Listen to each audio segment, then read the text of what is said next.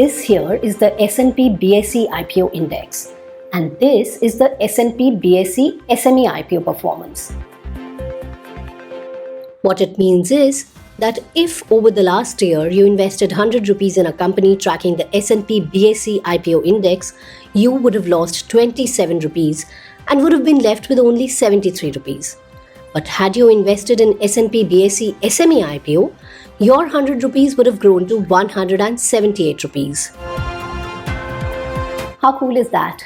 But while we know that S&P BSE IPO index tracks mainline IPOs, the bigger companies, your Delivery, Nykaa, Paytm, all of them, a lot of us don't know what an SME IPO is. So I'll tell you about them. It's the process through which privately owned small and medium-sized companies, they go public. They sell shares and raise capital from those who are willing to invest in them.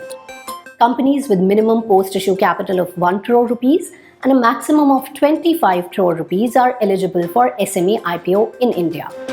And going by this number, these companies hold huge promise.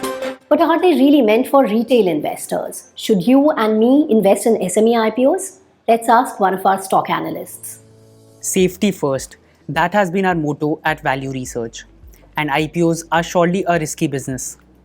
First, IPO companies are untested. There's not just enough data. Also, how the management will perform after getting listed is anyone's guess. The goal of an IPO is always to squeeze in as much capital as possible. So IPOs are more often than not overpriced. Case in point, Nykaa got listed at a mind-boggling PE of 1600 times. So, even though we cover most mainboard IPOs, we have maintained that you should think twice before investing in IPOs.